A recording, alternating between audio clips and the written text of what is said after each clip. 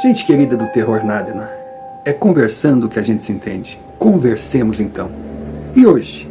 Hoje iremos conversar sobre o quê?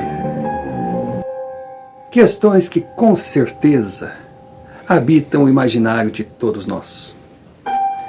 Quem somos? Por que somos? De onde viemos? O que seremos? Temos livre-arbítrio? Podemos decidir? A escolha dos nossos caminhos é nossa? Ou existem trilhas inevitáveis acima de nossa vontade? Realmente são muitos questionamentos sem respostas, mas é claro que eu não vou me prender a repeti-los ou tentar respondê-los, pois estaria indo contrário ao que prega a definição de Nadena.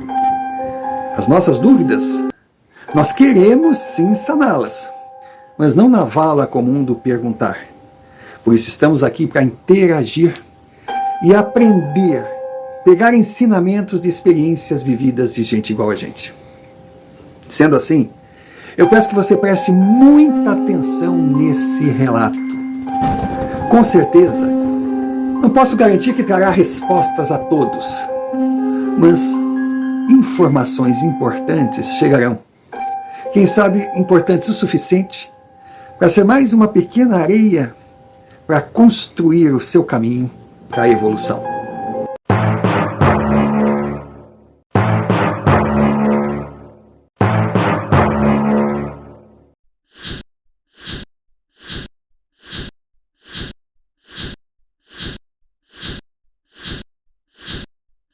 Uh-oh.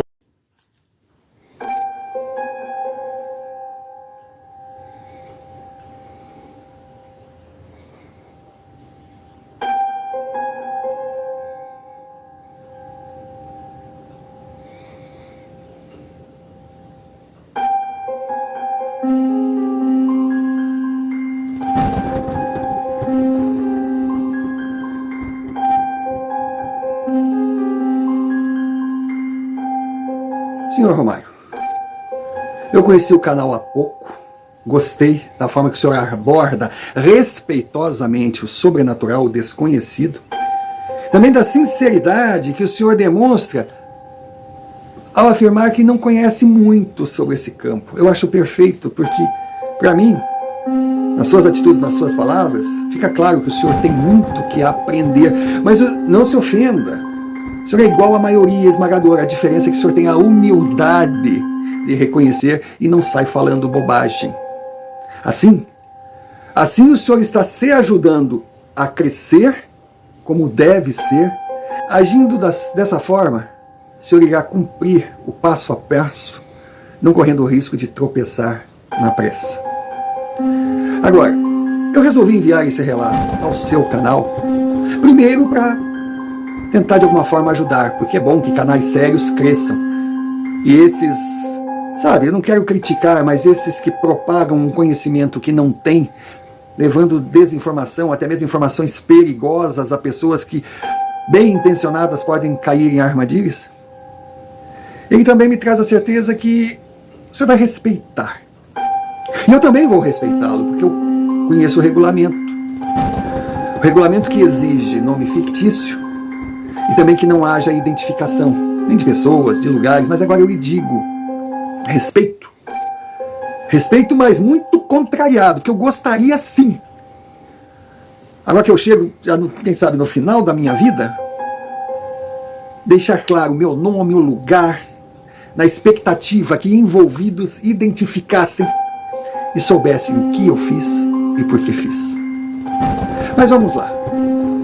Eu aqui, repetindo, respeitando o senhor, direi que o meu nome é Fábio. Então começo o relato fazendo uma retrospectiva até o período que eu não existia nem em projeto dentro da barriga da minha mãe, trazendo informações que serão importantes no decorrer da história. O meu pai era um jovem cheio de vida. Era um jovem que sonhava com dias melhores, filho de agricultores, lá na década de 1980. Ele, com 16 anos, correu em busca do sonho de uma cidade que tinha trabalho. Naquela época, obras faraônicas surgiam, eram pontes, eram rodovias, eram empresas investindo. E ele resolveu correr atrás de um desses sonhos. Aí chegou numa pequena cidade do interior no sul do Brasil. Vamos colocar dessa forma. E ao chegar lá, descobriu que os recém-chegados em busca do emprego fácil, da moradia, do bom salário, eram colocados em bairros periféricos, pagando um aluguel caro.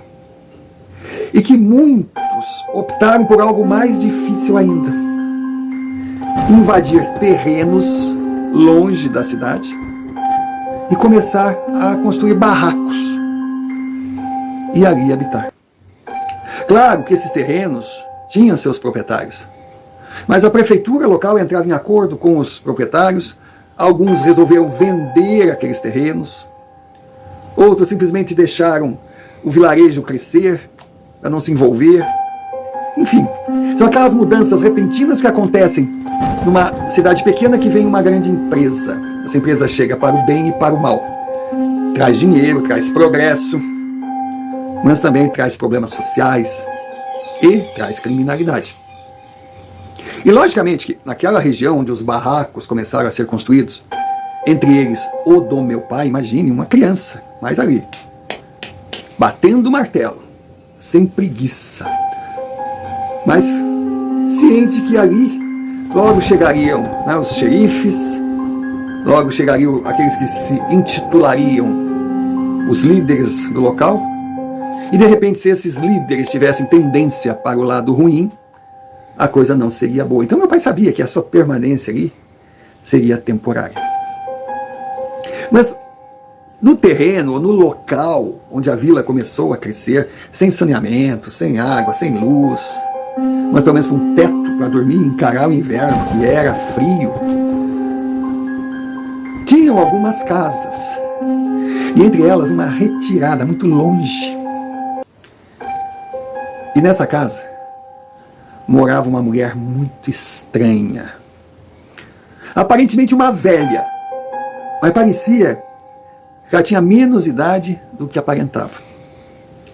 E essa velha tinha uma filha.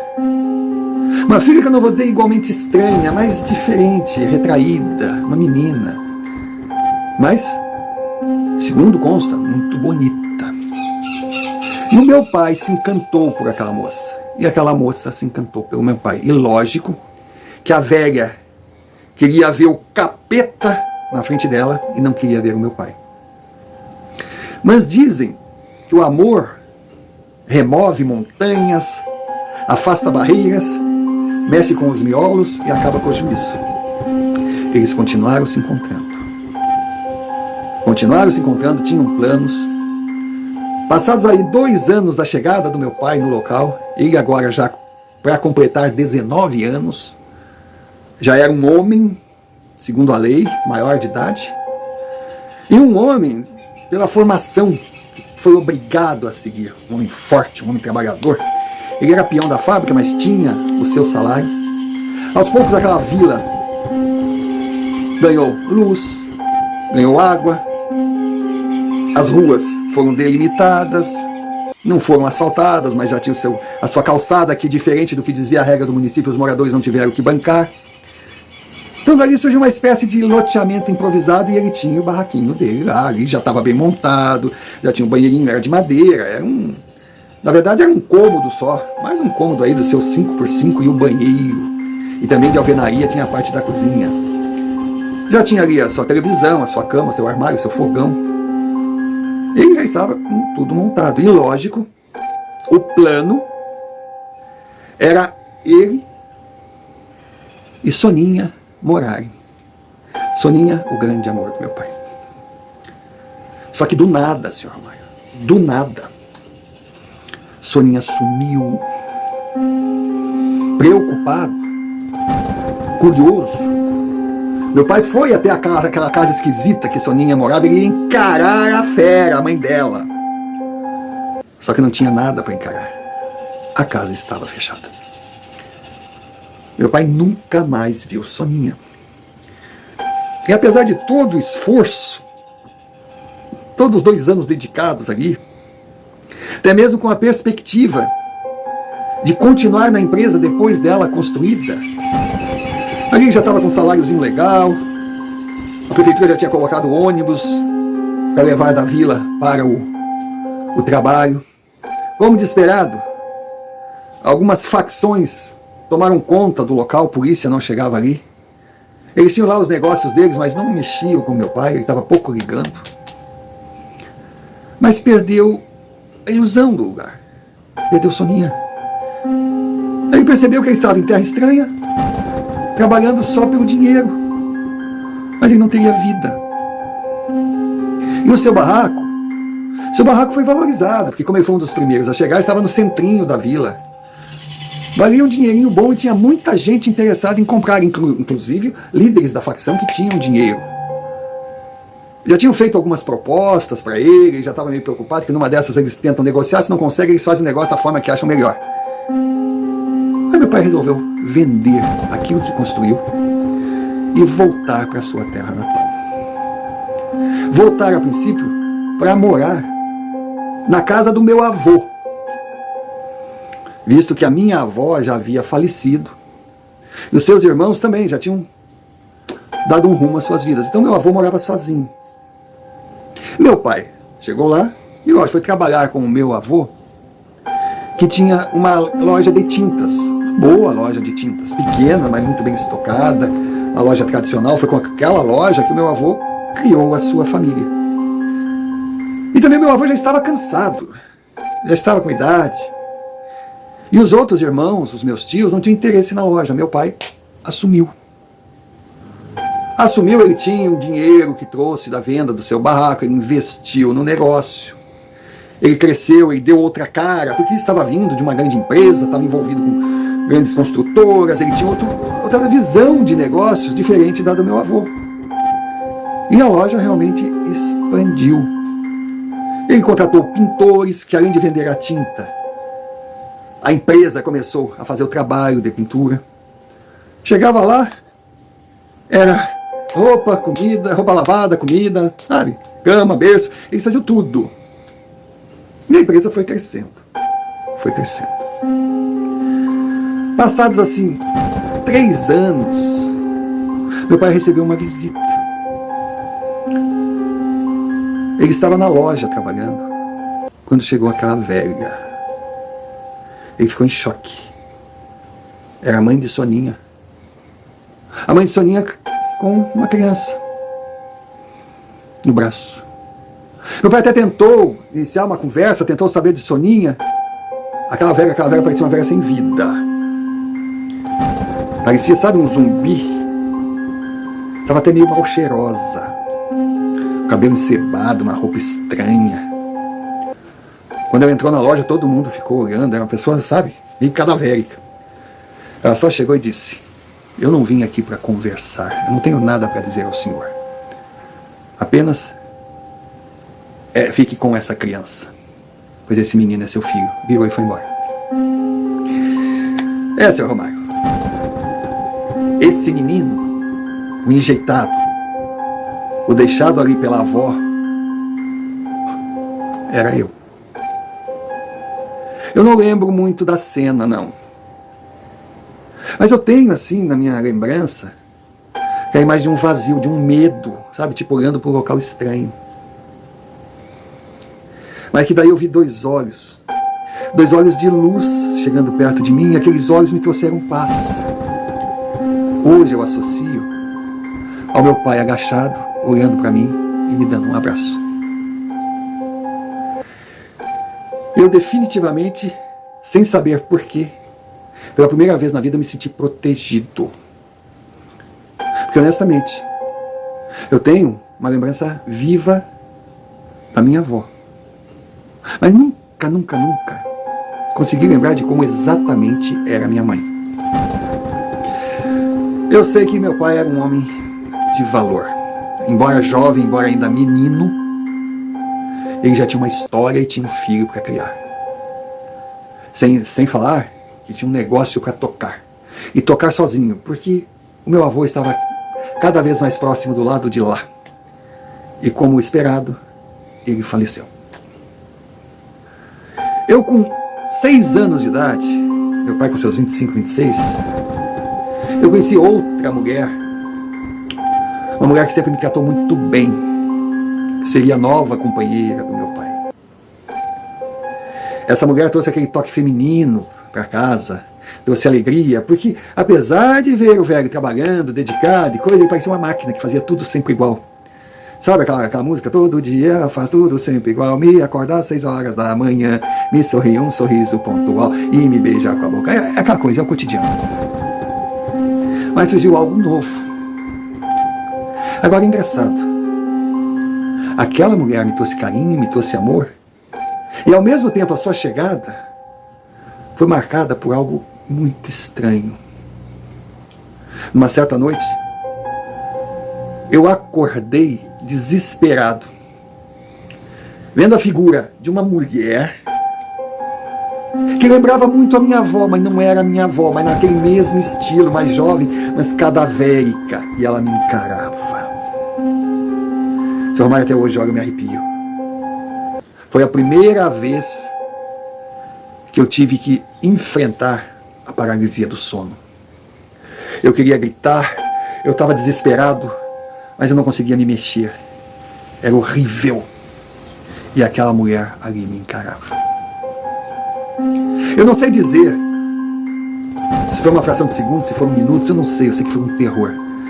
Quando de repente, aquela coisa que enrijecia meu corpo, que me congelava, sumiu porque a mulher desapareceu. Aí eu dei um grito. Quando eu dei um grito, meu pai chegou. Aí eu abracei, eu disse, vai embora, vai embora, vai embora. Ele me acalmou. Maria, a sua nova companheira, a minha querida Mariazinha, ela veio, me abraçou, me beijou, perguntou o que tinha acontecido. Aí meu pai, tão nervoso quanto eu, meio que atrapalhado, Maria disse, vai, eu fico com ele aqui. Ela me botou no seu colo e eu contei. Aí ela disse assim, querido, foi um pesadelo. E o que você sentiu não é tão comum, mas não é anormal. Quando a gente tem um pesadelo muito forte, a gente paralisa. Então essa mulher que você viu, você sonhou que viu. E isso é normal, porque você está em fase de crescimento. Nossa, eu digo, seu Romário, qualquer coisa que a Mariazinha falasse, eu acreditava, porque aquilo era um anjo. Aí eu voltei a dormir, as noites se seguiram, só que a aparição daquela mulher era cada vez mais constante. E toda vez que ela aparecia, o quarto gelava, eu gelava, era um cheiro estranho. Só que numa dessas vezes, de alguma forma eu consegui gritar com a presença dela. Aí meu pai e Mariazinha vieram no quarto. Meu pai não viu nada. Já Mariazinha olhou para aquela imagem e disse, vai embora, deixe o meu filho em paz. Nossa, aquela figura desapareceu. E eu me senti tão feliz, seu Romário, porque eu tinha uma mãe. Ela me chamou de meu filho. A felicidade demorou muito pouco. Meses depois, Mariazinha nos deixou. Do nada ela passou a sofrer de uma doença, que os médicos pensavam que era uma coisa, outros diziam que era outra, dava remédio para cá, fazia isso para lá, fazia os mais absurdos possíveis, ela foi definhando. E antes de ir embora, ela me chamou no seu quarto. Eu sentei na cama dela assim, peguei na mão dela e ela disse, meu filho amado, você irá enfrentar grandes desafios, mas por favor, seja forte. Não se deixe dominar. Não se afaste da luz. Foram as últimas palavras daquela mulher, que foi a mãe que eu tive na vida. Apesar do pouco tempo que nós convivemos, ela se tornou a melhor lembrança, a imagem mais pura que eu consigo carregar nessa minha caminhada de trevas. Depois da morte de Mariazinha, meu pai nunca mais foi o outro. Ele era um guerreiro cansado das batalhas e sem conseguir mais superar as sequelas das feridas adquiridas. A vida do meu pai foi muito atribulada e muito rápida. Talvez ele tivesse acelerado porque soubesse que teria pouco tempo nessa terra, como vai se saber. Mas com a partida daquela mulher, que foi sim o verdadeiro grande amor da sua vida, porque ali ele tinha, já como um homem, a certeza que a minha mãe tinha sido apenas uma paixão de juventude, um sonho. Que eu nasci, sim, de um sentimento arrebatador. Eu não era fruto de ódio, não. Mas que o grande amor da sua vida tinha sido aquela que eu adotei como mãe. E ele definhou, senhor Romário. Definhou na depressão, na desilusão e, infelizmente, na bebida. Meu pai não era homem de bar, meu pai não era homem de farra. Meu pai também não era um homem de má bebida. Não. Mas quando ele chegava em casa, dava dó. Ele bebia todas. Não me tratava mal, mas também não existia mais uma convivência. Era eu na minha vida e era ele na dele. Ele apenas cavando o próprio túmulo e eu tendo que conviver com aquela imagem que aparecia praticamente toda noite no meu quarto. Uma imagem monstruosa, mas que de alguma forma eu não sentia medo mais, porque ela provara não ser ameaçadora. Ela não queria o meu mal, mas algo ela queria de mim. Claro, Romário. Eu não preciso dizer que um menino, um histórico igual a esse que eu estou passando, não era dos mais populares na escola. Muito pelo contrário. Eu não tinha amigos. Eu não tinha ninguém. E além disso, tinha uma turma chefiada pelo Marcão e pelo Beto e me fazia de gato e sapato. Eles me empurravam, eles debochavam de mim, eles roubavam as minhas coisas. Eu não tinha como reagir, eles eram muito fortes. Então eu era a figura esquisita a ser humilhada. Marcão e Beto lideravam, mas todos nas escolas compartilhavam. Alguns riam, debochavam, outros apoiavam todas as atrocidades que faziam comigo. E tinham aqueles que ignoravam. E, infelizmente, entre os que ignoravam, estavam os professores e a direção. Porque eu era visto, sim, como um menino esquisito, principalmente depois que Mariazinha partiu. Hoje eu sei que eu ia para a escola, não sujo, não, como é que eu vou dizer, não um farrapo, mas, digamos assim, fora de moda. Eu era um menino estranho. E foi duro. Foi muito duro. Aí o tempo passou. Eu já estava ali com meus 11 para 12 anos. Quando do nada, um dia, Marcão chegou para mim e disse: "E aí, velho, tudo bom, meu amigo?" Já o Beto veio e me abraçou. Aí vieram outros. Eu pensei: "Ué, o que eles querem?" Aí Marcão falou: "Sabe o que é, cara? Amanhã é sábado, meus pais vão num bailão. Esses bailes de velho. E não é aqui na nossa cidade, então eles vão ficar o fim de semana fora. Então eu vou armar uma festa, vai ter uma festa lá em casa. Você quer ir lá pra casa? Quer dormir lá com a gente, pá?" Ai, senhor Mário, eu me senti O cara mais feliz do mundo. Meu Deus, será que eu tinha amigos e não sabia? Eu estava sendo convidado para participar de uma festa na casa de um dos mais populares da escola. Eu vi todas aquelas meninas que talvez estivessem na festa. Meu Deus, eu cheguei em casa radiante. Claro que não adiantava nem falar para meu pai. Que ele levantava às 6 horas da manhã, sempre muito profissional, lavava, tomava um banho, ia, trabalhava o dia todo, chegava em casa no final da tarde e desandava a beber. Não sei se estava comendo, se não estava comendo, se comia na rua, não sei nada. Eu só sei que ele colocou uma senhora para trabalhar lá em casa durante o dia, essa senhora me fazia comida, essa senhora lavava minha roupa e coisa, mas muito profissional. Boa gente, mas então eu ia falar para quem? Nossa, aquele sábado custou para passar.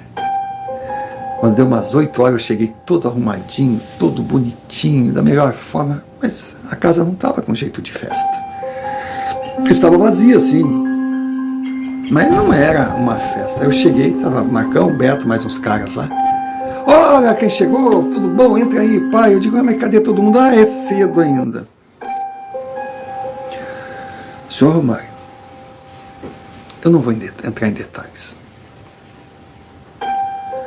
Mas aqueles caras me deram bebida. Eu não era acostumado a beber. Na verdade, eu não bebia.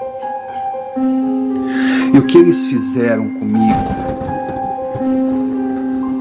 não se faz nem com um estuprador fechado numa cela, onde os bandidos ali não aceitam esse tipo de crime. Aquilo foi tão nojento, aquilo foi tão doído. No início eu gritava, eu pedia pelo amor de Deus, bababá. De repente parece que eu entrei em choque. Dores iniciais, coisa, parei de sentir. Hoje eu vejo aquela imagem em câmera lenta, bêbado assim, sabe? Aqueles caras rindo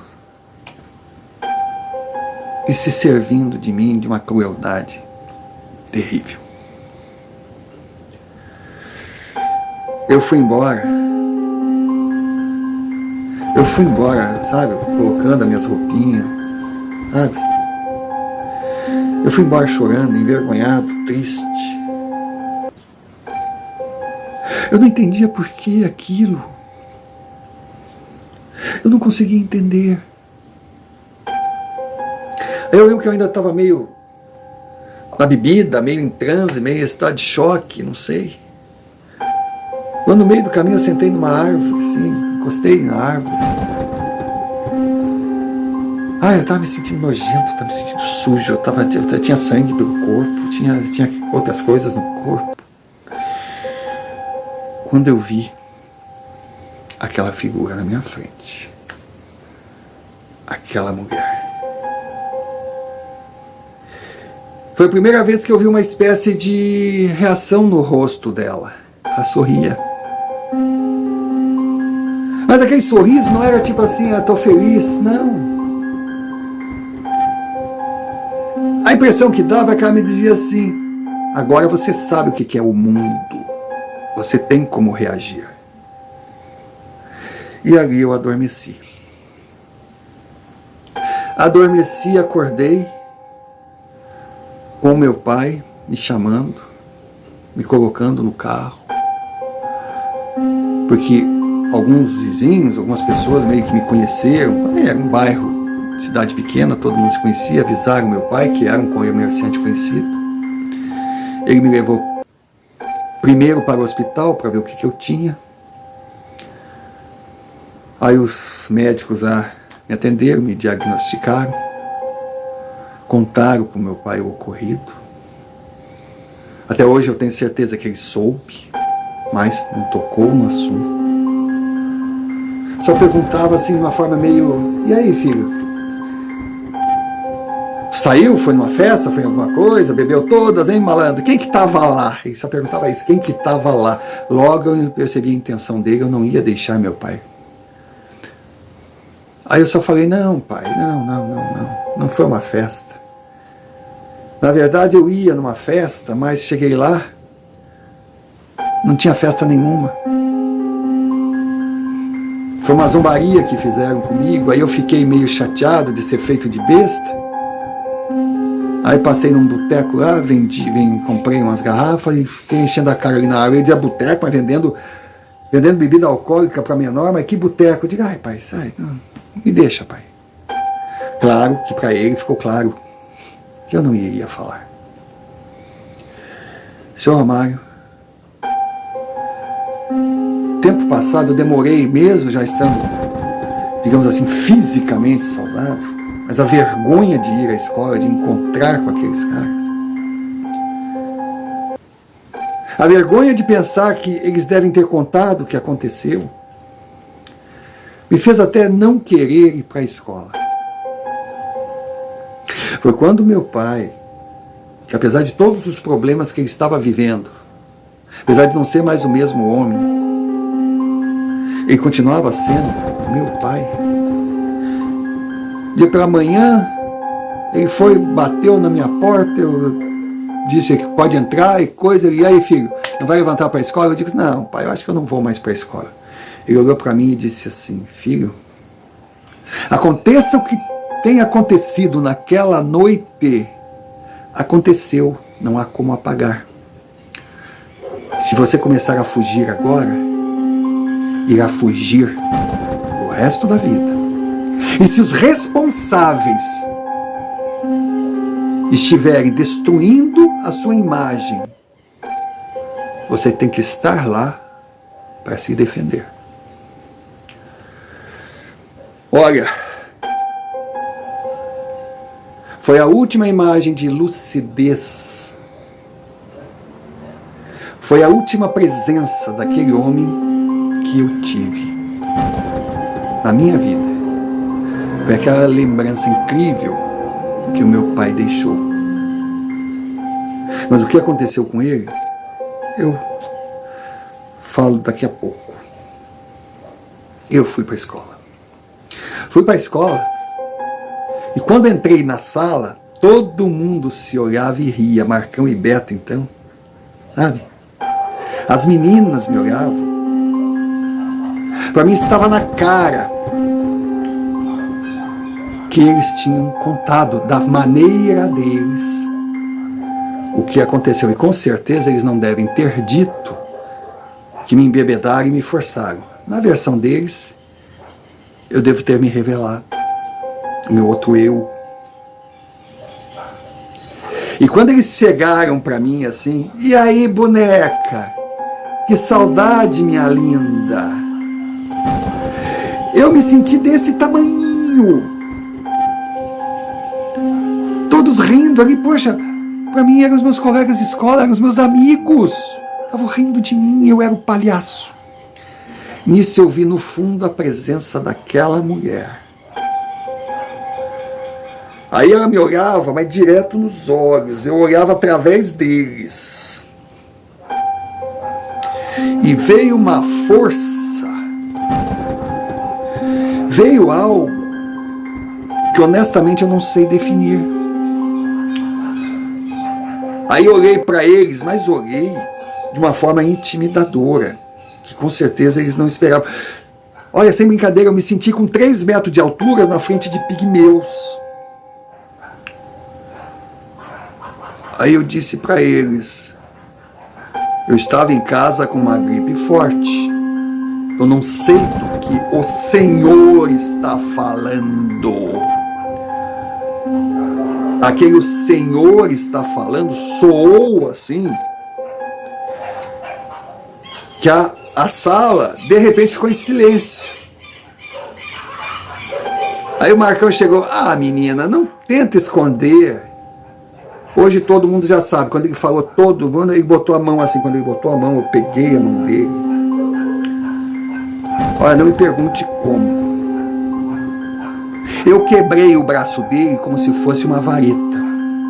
Beto, que era maior que ele, veio pra cima de mim, eu só fiz assim, ó, puf! Ele voou em cima das carteiras, das meninas e coisa, eu fiquei... Aí ficou todo mundo, você é louco? seu retardado, seu esquisito, o que é isso? E o Marcão, ele quebrou meu braço, ele quebrou meu braço, ele quebrou meu braço, ele quebrou meu braço. Nisso a professora entrou. A impressão que eu tinha é que a cadela estava do lado de fora, esperando eles acabarem comigo para depois rir junto. E ela entrou, o que está acontecendo aqui? O que está acontecendo aqui? Marcão dizia, ele quebrou meu braço, ó, meu braço. O braço dele estava assim, ó. E já o Beto estava jogado, cheio de sangue, caiu numa carteira, eu joguei ele longe. Aí a professora quis gritar comigo, eu digo, cala a boca. Quando eu falei cala a boca, ela fez assim, ó. O que está acontecendo aqui? Está acontecendo aqui que eu mostrei para esses moleques que não se inventa mentiras sobre um homem. E que se eles pensam que eu vou limpar essas línguas podres em cima da minha dignidade, eles estão muito enganados.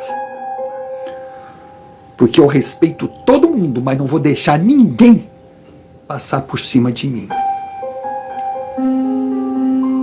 A professora simplesmente, mas o que é isso? Eu não estou sabendo de nada.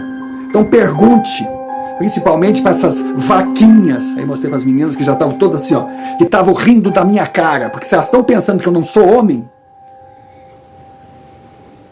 eu estou à disposição para mostrar para elas o que é um homem de verdade e que ninguém mais toque no meu nome enquanto eu não estiver presente. Eu tentei ser amigo, mas não vou ser amigo. Não tem problema. Mas vocês vão me respeitar. Aí peguei meus cadernos, minhas isso e fui embora. Fui embora, à noite meu pai chegou. E aí, meu filho, como é que foi? Eu abracei ele e disse, pai, muito obrigado. Muito obrigado por estar do meu lado. Eu disse, filho, deixa de bobagem, não tem nada. Eu sei o homem que eu botei no mundo. Aí naquela noite ele fez o jantar para nós. Embora a senhorinha que trabalhava para nós já tinha deixado aquela gororoba dela pronta, ele disse, não, hoje nós vamos comer comida de gente. E fez um jantar. Nós conversamos, ele não bebeu, quer dizer, tomou um aperitivinho, coisa. Na refeição conversamos até 1h da manhã. Eu mais uma vez estava me sentindo protegido e forte. Eu tinha o meu pai. E claro, não podia esquecer da ajuda recebida por aquela mulher. Aí ficamos vendo televisão, era dia de futebol. Poxa, o nosso time arrebentou. Foi a noite perfeita. Aí deitei, mas deitei assim, em paz. E é engraçado. Toda vez que eu me sentia em paz e protegido, aquela mulher não chegava. Quem sabe o equilíbrio finalmente voltou a reinar na nossa casa. Só que, Sr. Romário, quando eu acordei de manhã, eu percebi que meu pai não tinha levantado. Isso não era normal. Não era normal.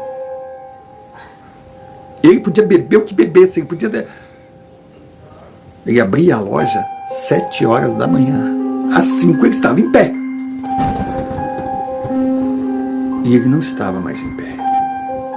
Na verdade, meu pai estava deitado no chão do quarto. Naquele dia, eu perdi o último amigo que eu tinha na vida. Era muita cacetada. Meu Deus, eu era só uma criança. Meu Deus, eu não tinha vivido nada, já tinha uma história para escrever uma Bíblia. Eu já não estava mais, pronto para chorar, porque não tinha mais lágrima. Eu estava em transe. Graças a Deus, minha tia, irmã do meu pai, que era solteira, morava num apartamentinho pequenininho, pagava aluguel, trabalhava na prefeitura, tinha um emprego estável, mas por opção, nunca casou, ou por algum desgosto, eu já não sabia mais nada, mas também não tinha assim tanto contato com ela. E ela veio conversar comigo e foi clara. Ela disse que a casa onde eu morava era muito boa, ela morava num apartamento pequeno. Então, se eu autorizasse, ela viria morar comigo. E deixou claro assim que ela não estava sendo assim nenhuma alma caridosa, não. Que ela tinha sim interesse de não pagar mais aluguel e morar numa casa melhor. Seria bom para ela e bom para mim. Nossa, eu gostei da forma que ela chegou muito firme. Então eu sabia que nela eu não teria talvez uma amiga como tema, mas não teria uma mãe, não teria alguém que me amasse, não teria, mas eu teria uma razão legal para continuar na minha casa, porque por ser criança, eu logo, se não tivesse ninguém da família que me adotasse, eu ia lá pro lar dos abandonados, eu ia pro raio que os parta, eles iam tomar conta da minha casa. Pelo menos a minha tia chegou e me deu honestidade nas suas atitudes. Ela não tomaria a minha casa, ela não tomaria nada que era meu. Não. E aí eu ainda falei, mas tia, e agora? E a loja? Ela, olha, eu não sei tocar a loja, eu acredito que você também não saiba. Eu vou ver o que eu faço. Se a gente vende a loja, se a gente arrenda a loja, se a gente vende o ponto, que o prédio da loja também era do meu pai. Eu não sei o que eu vou fazer, mas tenha certeza que o que for arrecadado da loja é teu. Eu não quero nada teu, a não ser a chance de vir morar aqui e você cuidar de mim e eu cuidar de você. É um negócio que eu estou te propondo. Eu falei, tia, negócio fechado. E realmente foi o melhor negócio que eu fiz na minha vida. A convivência foi sensacional. Ela era uma pessoa muito prática, me tratava como adulto, eu a respeitava, existia uma amizade, um respeito mútuo, mas não tinha aquele carinho. E engraçado, a imagem daquela mulher estava sempre me acompanhando à noite quando eu dormia. Raras vezes ela aparecia durante o dia. Mas eu percebia que ela não ameaçava a minha tia, porque uma diferença sutil com a minha tia, eu me sentia seguro, o seguro racional. Só que com Mariazinha, com meu pai, eu me sentia feliz, protegido, amado. E podia ser coincidência, mas quem me transmitisse esse tipo de proteção era afastado da minha vida. Voltei para a escola, sim, voltei. Pensei que seria expulso, pensei que aconteceria, mas não. Todo mundo, sabe, me deu os pêsames pela morte do meu pai, o diretor também. Aí eu fui chamado na sala dele. Aí ele disse, eu conversei com os pais do Marcão, conversei com os pais do Beto. A história foi contada, eu digo, que história? O que eles estão falando a meu respeito? Porque, honestamente, senhor Romário, aquela noite que aconteceu aquilo tudo, não é que tenha sido apagado da minha memória, não foi. Mas para mim aquilo ali foi um pesadelo, aquilo ali não aconteceu, eu imaginei que aquilo aconteceu. E hoje, eu vou dizer uma coisa honestamente para o senhor. Se o senhor me perguntar se eu tenho certeza que foi sonho ou realidade, eu não sei dizer. Então eu queria saber que história. Aí que o diretor meio que sentiu, todo mundo aqui testemunhou que eles têm judiado de tio desde o tempo da escola. Desde que tu entrou aqui eu não sabia. Dizem os professores que também não sabiam, sei que não sabiam. Mas o diretor até acredita que não soubesse. Mas se eu soubesse isso não aconteceria, bullying na minha escola não acontece. Eu soube que eles chegaram a ser violentos, que eles roubavam coisas tuas, que eles te jogavam na lama, que eles riam da tua cara. Então nós conversamos, que os pais deles chegaram aqui pedindo a tua cabeça na guilhotina. Eu simplesmente disse, tá bom, eu expulso o menino, mas expulso teus filhos de vocês também. Porque aconteceu isso. Cada isso eles iam murchando. Bom, resultado. Marco, o que sobrou do seu braço, saiu da escola. Beto continuou lá, mas era cheio de quando eu chegava perto eu baixava a cabeça e saía. As meninas, os outros, continuavam não sendo meus amigos, mas eu estava, eu só queria que me respeitassem. E eu fui respeitado. Fui respeitado, continuei meus estudos. Mas daí, teve um dia que o tal do Beto não percebeu a minha presença e estava falando umas merdas a meu respeito, no pátio da escola. Não com relação àquela noite, não. Aquela noite virou tabu. Que aquela noite seria uma confissão de crime. Mas estava falando bobagens a meu respeito. E o engraçado, senhor Romar, é que eu estava longe, sentadinho ali, comendo a minha merenda, quando eu vi aquela mulher. Ela me olhou e de cara parecia que eu sabia o que estava acontecendo. Aí eu fui em direção àquela turminha que estava do outro lado e Beto falando merda a meu respeito. Aí eles estavam rindo e coisa, aí de repente ficaram em silêncio. O Beto não entendeu, olhou para mim assim. Eu cheguei na cara dele, eu não vou dizer assim que eu cheguei cara a cara, eu cheguei cara a cara. Aí botei a mão no peito dele. Ele meio que tentou esquivar. Eu disse, você tem medo do demônio? Aí ele olhou, que papo brabo é esse? Continue com essa atitude, que eu vou te apresentar o demônio. E ele passará a fazer parte da tua vida. Só, mas não pergunte de onde me veio aquilo, eu não sei. Tinha horas que eu não era eu. Ele baixou a cabeça, todo mundo baixou a cabeça. Eu saí andando assim, mas não disseram um pio. Então estava claro para mim que eles não mexeriam comigo, mas que eu não conseguiria que eles se calassem, que eles não falassem mal a meu respeito. Cedo ou tarde eles falariam. Também não conseguiria a amizade deles. Então eu tinha que aprender a conviver com o máximo que eu conquistei, uma distância respeitosa. Aí eu fui embora. Estava passando na rua assim. Aí tinha uma cigana do outro lado da rua. Tinha chegado um acampamento de ciganos na cidade. Eles viviam aparecendo. Iam, voltavam.